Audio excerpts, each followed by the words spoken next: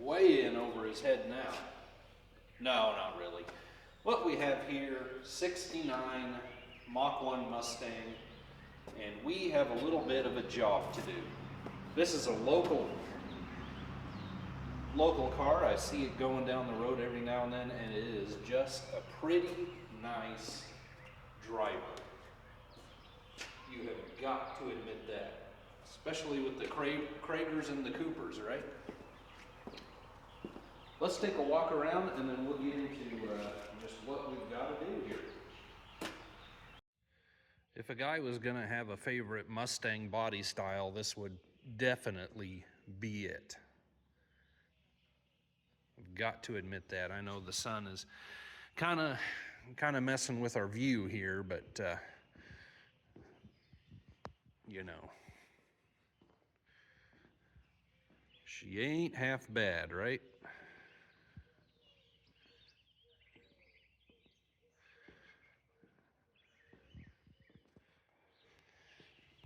Now, back in the day, I personally, if I was shopping for a pony car, I would have definitely gravitated towards the Camaro or the Firebird, admittedly.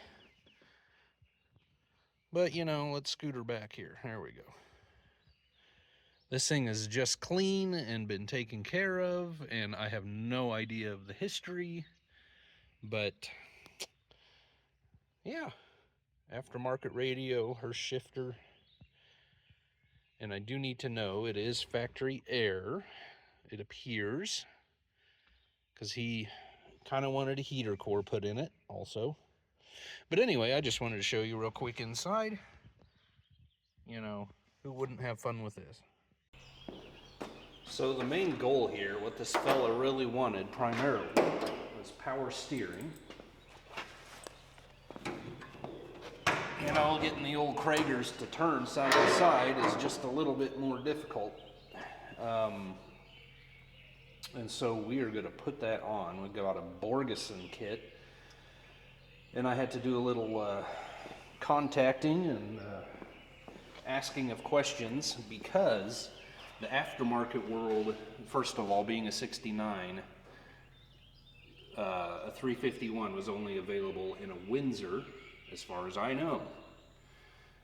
But we in fact have a Cleveland, 351 Cleveland in here, and the aftermarket world does not lend itself that much towards the Cleveland. So had to do a bit of contacting and asking of questions, and I think we have everything we need to get that done, to make it even more not difficult necessarily, but you know, we had to get some more parts.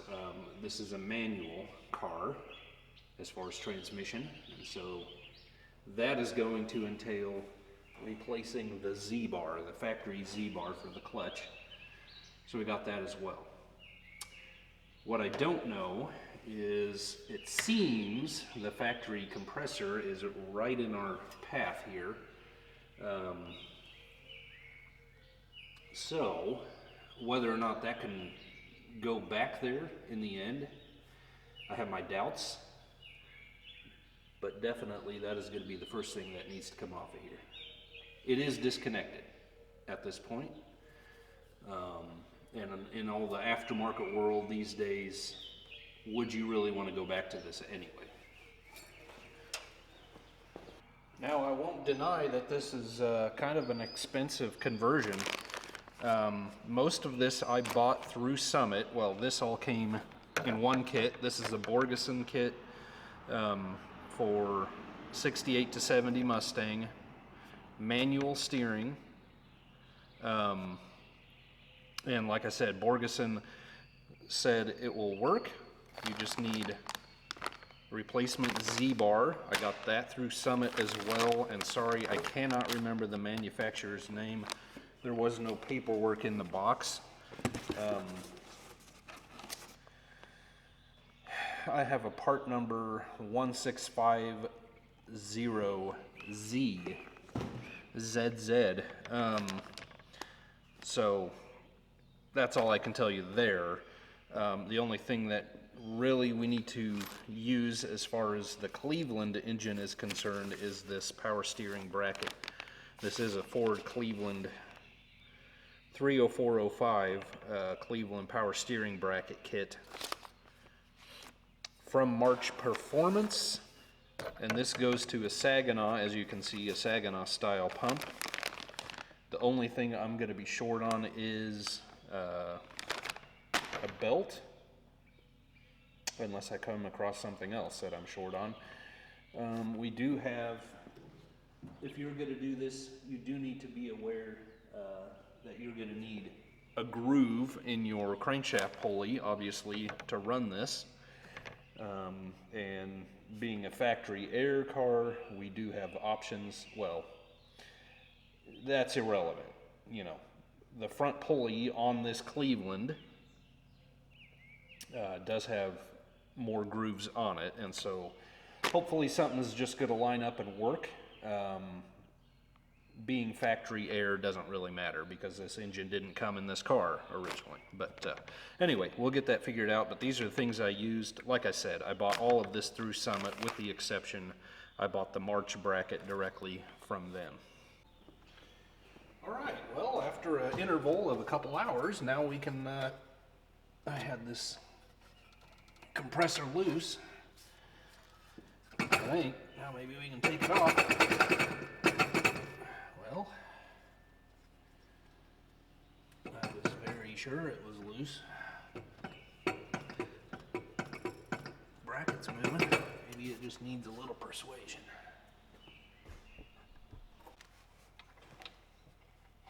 All right, well, I guess this morning I loosened this last nut, but I didn't get it taken off. So let's get her pulled out of here. You could use a new fan shroud, that's for sure. Looks like we got an original radiator. There we go, now we're getting somewhere. Where are you? Man, it's hard to find this hardware in here.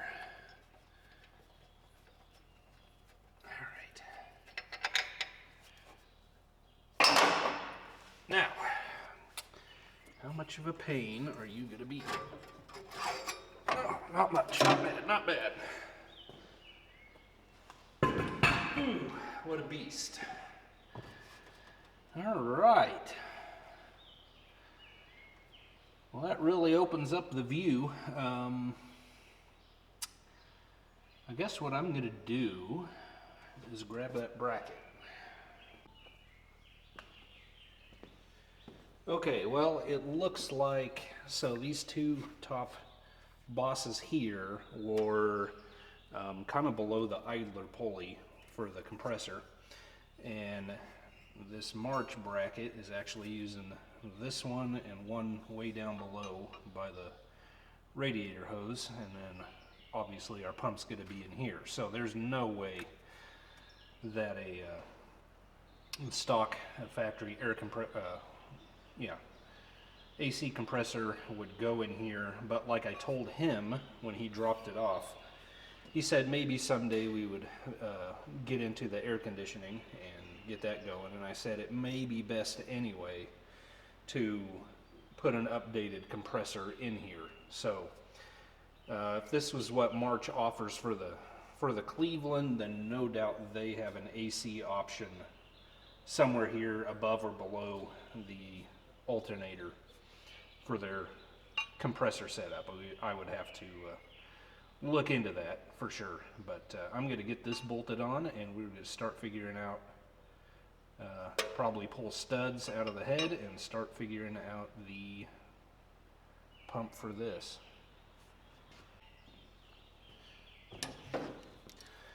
These socket head screws are, you need a 5/16 hex to get the job done, and my socket for that, of course, worked fine for the bottom, but the pulley's in the way for the top, and unless you want to take all that apart, what I ended up having to do, because I don't think an Allen wrench would hardly even fit in there, this is the bit, one of the bits off of my impact driver. You know, the screwdriver you smack with a hammer and it gets stuff loose. That's 5/16, so I put that in there backwards. My 5/16 gear wrench here. And just be creative and have fun with it, except I put the gear wrench backwards. And I think I basically have it tight here, but there we go.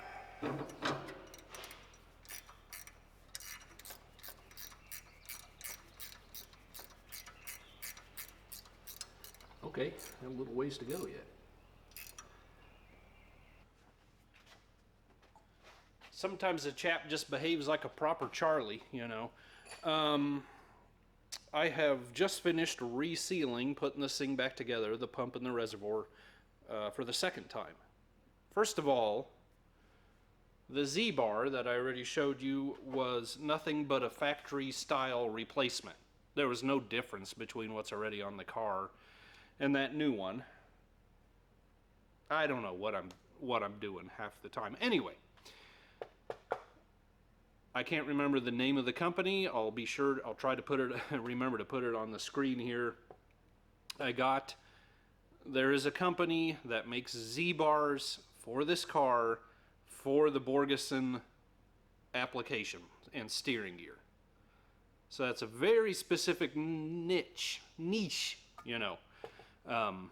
So I got that coming. Anyway, this thing, this Saginaw style pump, when I'm putting it on a Cleveland, now this thing has like a 2-inch straight hose barb, 3/8 hose barb coming right off the back of it.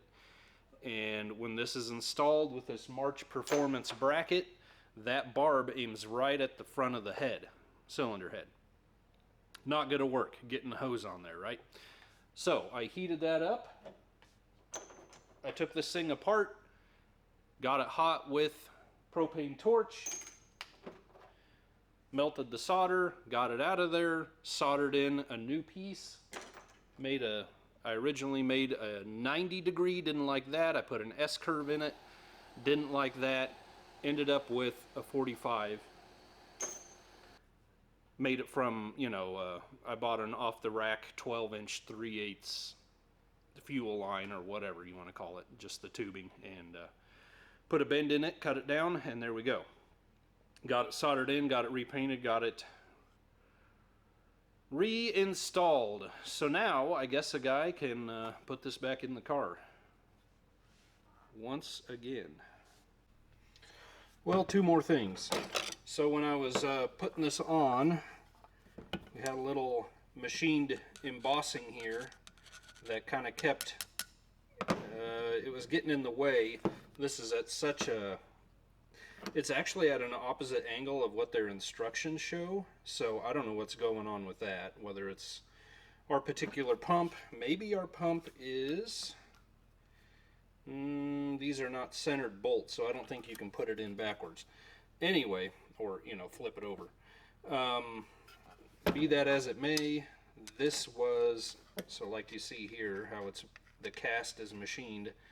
It was the same here, and this corner was in the way, so I had to grind that back because our adjustment bracket comes right in here when this is installed. So I did that, and then I want to show you this little reinforcement bracket goes here, and then this goes to the head where one of the studs was on the head. And as far as I can tell, so the pump is assembled with metric bolts, M10 by 1.5. They only supply standard hardware for the entire kit. 3/8 by 16 is basically the same as M10 1.5. It's just tiny bit looser. I guess that's what they wanted me to do. I don't know. It was in the kit, so a guy could run to the hardware store and get metric, and before this is over, we may, you know. But anyway, I'm going to spritz this area up so it doesn't rust, and then we'll install it.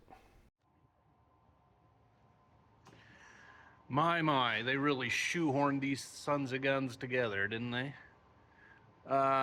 So what I think I'm gonna do is I am gonna take our pipe off our exhaust manifold, get that out of the way, then possibly go after the Z-bar, and then finally the steering gear. Interestingly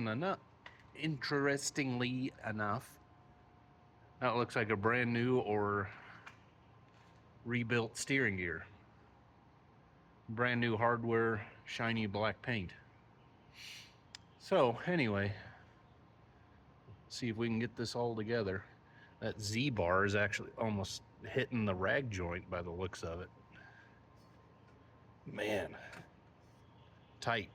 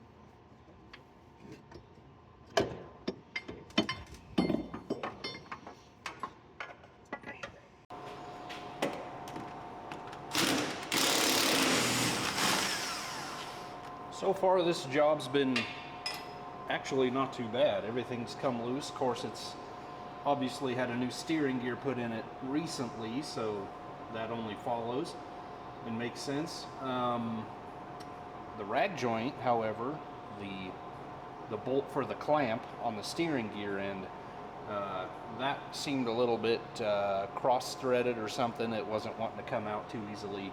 So I just unbolted it on the flange on the steering shaft. And hopefully, once we get these loose, the whole gear, hopefully it'll just slide apart. Maybe it'll just fall out. Nope, not just falling out. Actually, it almost did just fall out. Question is, can we finagle?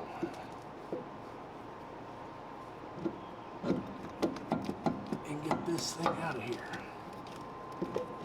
Put that rag joint on there. More importantly, can we get the newer, bigger one back in?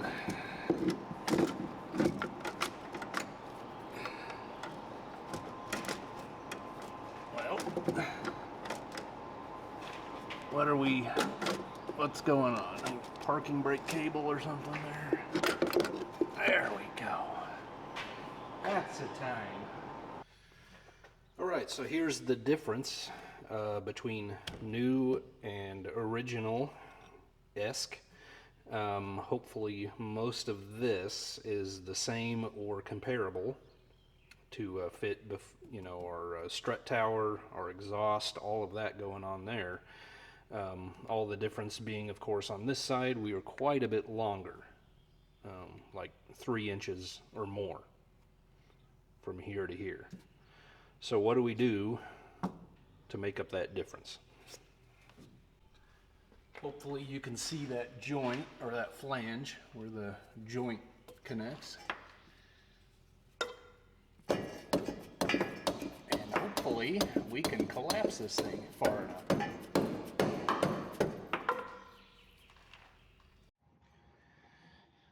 Okay, well, collapsing it just did not do enough. The problem is we need to get this, I pulled it back out quite a ways, we need to get this inner jacket trimmed down, and they say that in the instructions. They don't recommend how to do it, but I think my best bet for now, without pulling everything apart, I'm going to try to come in here. I've got to get my cutting wheel attachment from home, but my angle die grinder, I think I can probably roll that just about all the way around. I may try and pull this out farther yet just to make it easier. I don't really care to pull it all the way out, but we'll see what we have to do. It's kind of gummy and sticky, as you can imagine. It doesn't want to move very easily. And just like that, here we are. I was using the die grinder with the cutting wheel, just barely got started down in there, and the wheel exploded on me. I must have, you know, tight quarters, can't see, I must have got it cockeyed or something, and it just exploded.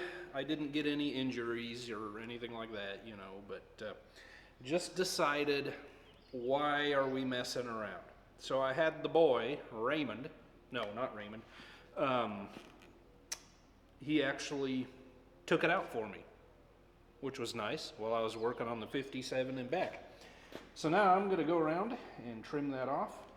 And since it's out, we might as well clean this up a little bit. We can paint it, and it'll be better than it was.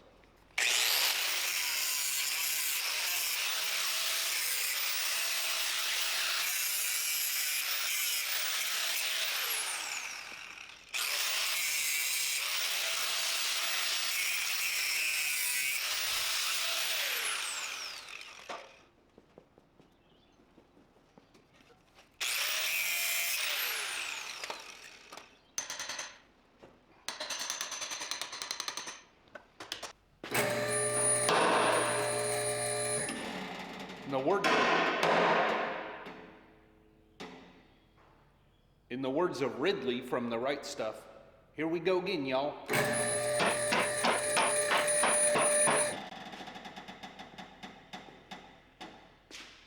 Easy, big fella. Hey, Ridley, you got any Beemans? Yeah, I might have me a stick. That would be a most excellent movie if it wasn't for all the potty mouths in it. You know, it is an excellent movie. Just somebody needs to wash their mouths out with soap.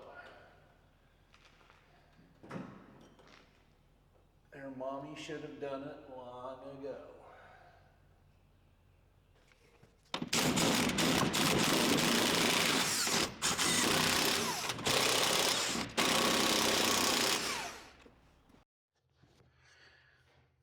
Okay, I just got my new Z-bar in, the next updated version. Now, as you can see, this is from Opentracker Racing, which was one that the tech or whoever at Borgeson recommended. And you can see on here, it is specifically Borgeson power steering conversion for 351 W and C 67 to 70 Mustang / I'm assuming Cougar. So that should be the animal that we need. As for our column, I mean, I take everything back. It was easy enough, you know, no drama at all to get this thing out of the car. So it was definitely worth it. Got this all prettied up. I'm gonna mess it all up now with anti-seize, just to make sure it won't get seized up in there for the next guy, which may never happen, who knows. And anyway, while this is out, I'm gonna go ahead and throw my gear in there, and then we can just bring the column in to meet it, and that should definitely be the easiest way. So Borgeson has an excellent casting.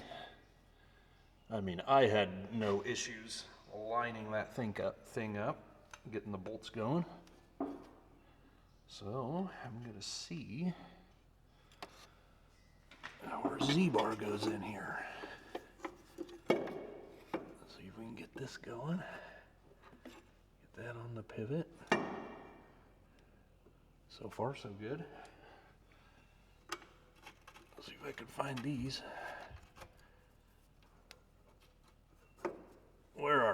there's one, there's another.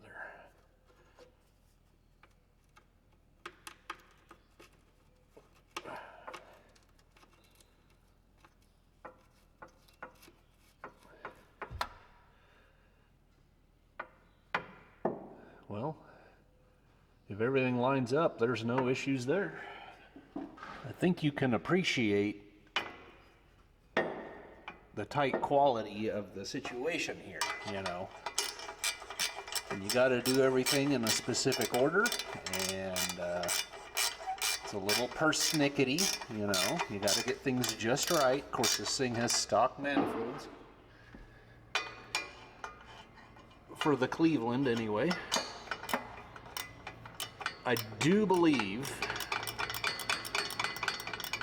on the websites, the Borgeson website and the Opentracker, that they both say stock manifolds for either engine, and it seems to me they also talk about certain headers will work as well. But anyway, you definitely want to get the steering gear in there, then the Z-bar, and then your exhaust, and then start worrying about the linkage. There's also a stud here, and you can see there's no way that would work in this situation.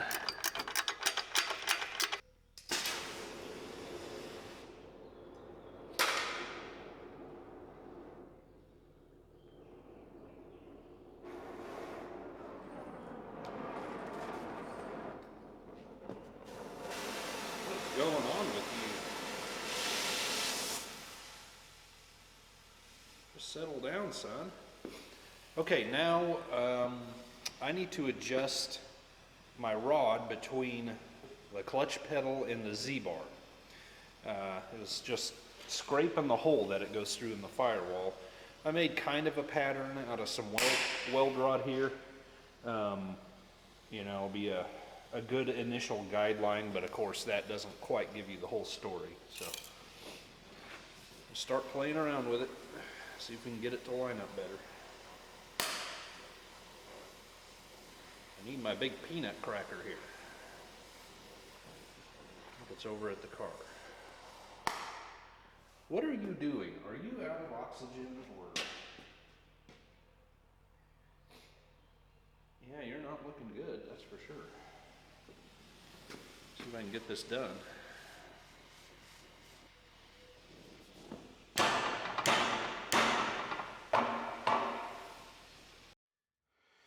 Okay, you can see, I believe this was basically straight at one time, and now I'm a little bit over an inch crooked. This end here is the Z-bar end, so it gets installed like this. And obviously that just drops the center of the bar down, or the rod. So let's see here. I think you can see the Z-bar. And I was doing all this just to center this thing in the hole in the firewall. There, we got that in.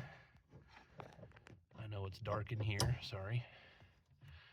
But there, now we are basically centered. Now my next chore is, you can see where our pedal height is. That's where it starts making contact with, or putting pressure on the throwout bearing. So we got, you know, 4 inches of free travel. So I am gonna have to lift this thing back up and adjust that threaded rod at the throwout bearing arm. And then hopefully our clutch is complete. It is so weird to my Chevy brain, I guess you could say, the amount of 7/16 threaded bolts that Ford used. It's just odd. You know, I'm trying to think of a single, I know there are instances on Chevys where they use that, but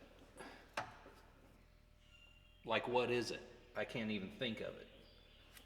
I know the rocker The lock nuts on the rocker arms, I think you use a 5/8 socket, but the studs are 3/8. So I don't know. Different strokes, eh?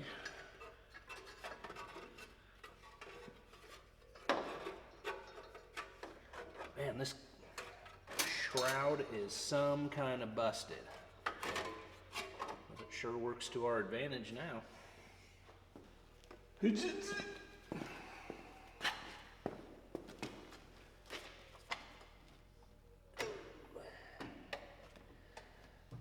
Baby, be simple, kind of man.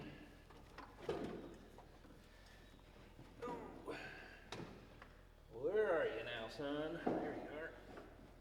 Get in there. Don't tell me you don't go through the hole in the firewall. You're not going, no, don't, no. You can't say that. You're saying it. I don't like it, but you're saying it. We can take one last look in here, just how snug everything is, but it works. And the Borgeson stuff, the Opentracker Z-bar, it is all made very well. It's doing the thing. Now top side, I think I can button up our Z-bar pins, so on and so forth. You can see my lines connected here and how good this Opentracker bar is working out for us. Everything is so incredibly tight. You see how close the bossings on the manifold get to the gear, but it all goes in. I've got my lines looped as high as I can get them here, and we will button them up somehow. This is how this all looks. Our little brace going to our head. I need to put a washer under it, as you can see. So I'll get that going. Pulley back on. I need to see what I have at home. I had a 41.5-inch belt, and this is a 45. 45 is just a little too big. I'll see what I have at home. But you can see that's looking pretty good as far as adjustment goes. I revamped our hard fuel line to go under everything, made it a little cleaner and nicer. So it just remains, get a belt, get this adjusted, get the other belt back on, make sure everything's tight, and then we're done here. So now I'm going to throw the steering column back in, get that done, go get a belt, power steering fluid, and we're about done. Well, adjusting this rod down here about 1/4 inch longer yielded me almost 3 inches or more at the clutch pedal. I think I need another wrench to back that up, but I have about 3/4 inch clutch travel now versus 4 inches. So I'm going to call it good and button this up and hopefully lower this thing down for the last time. So a couple of housekeeping items here if you're doing this at home, and I don't know if I can get you to see this here. There we go. If I were you, when you are trimming back the inner tube of your steering column here, the jacket, I would also trim back both of them. I would trim this one back probably another, I don't know, 1/4 inch if you can get away with it, and the inner one, because these dogs or studs or pins or whatever you want to call them were 1/8 inch longer, and they were rubbing hard against this outer jacket. And I was not going to pull the steering column out again, and so I took each one out and I trimmed them down 1/8 inch, and they're still engaging the slots here, so they're going to be fine.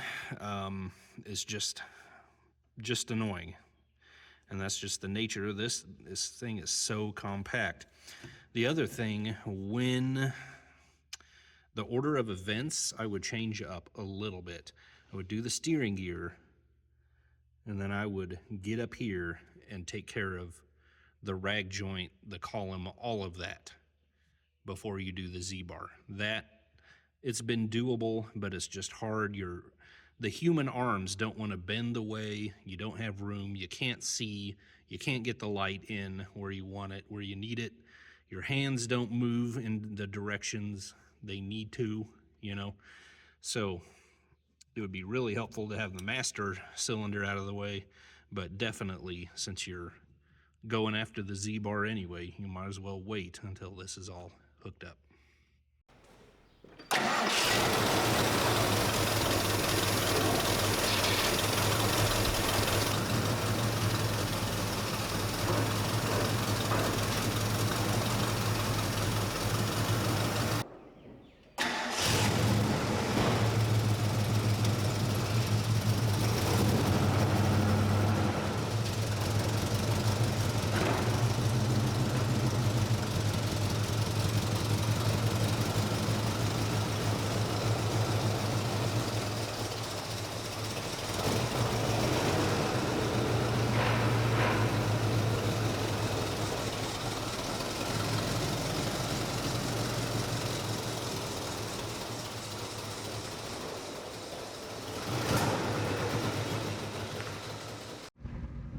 All right, well, this thing is very cold-blooded. There's no choke on it, and I'll talk to the guy about maybe pardon me, about maybe doing some work in the future on that. He didn't mention any of that. He can probably handle that if he wants to, but anyway, I suspect we may have some vacuum leak problems or something as well. But you know, as for our part in it,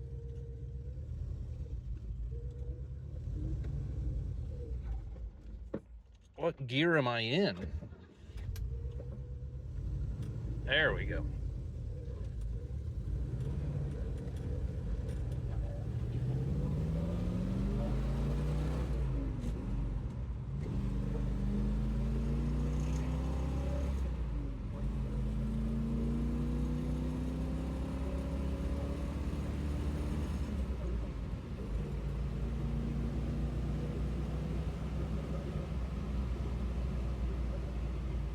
She gets up and moves. I'll give her that. All right, well, I'm definitely not a fan on how this thing runs right now. It's a little rough. It could use a little help.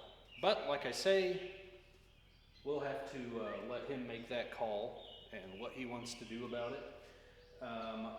He had mentioned doing a heater core in it. Now this is a factory AC car. A factory AC Mustang doing a heater core requires complete disassembly of the dash, the instrument panel, the HVAC control unit, the radio, glove box, dash pad, everything. Drop the steering column down. Everything needs to be torn out. Then you get the heater box out. Then you take that apart. Then you can get the heater core out. I called him and I said, we're looking at 8 to 12 hours or whatever labor, and just asked, are you getting a leak inside? What's happening? And he said, no, just an occasional drip on the outside of the firewall. So he's going to keep the heater core I picked up, and if it ever becomes necessary, we could tear into that as well. I did put a temp sender in, hence the huge mess of antifreeze on the floor. That looks like that was behaving itself, the gauge. Other than that, there you go. Borgeson kit, Opentracker Z-bar for the 351, whichever 351 you have, and the March Performance bracket. And quite a bit of modifications on top of all of that. So there you go, guys. Thanks for joining me. God bless you. I'll see you on the next one. Oh, I am going to straighten out the steering wheel one tooth. There we go. Did I say God bless you? God bless you again. Bye-bye.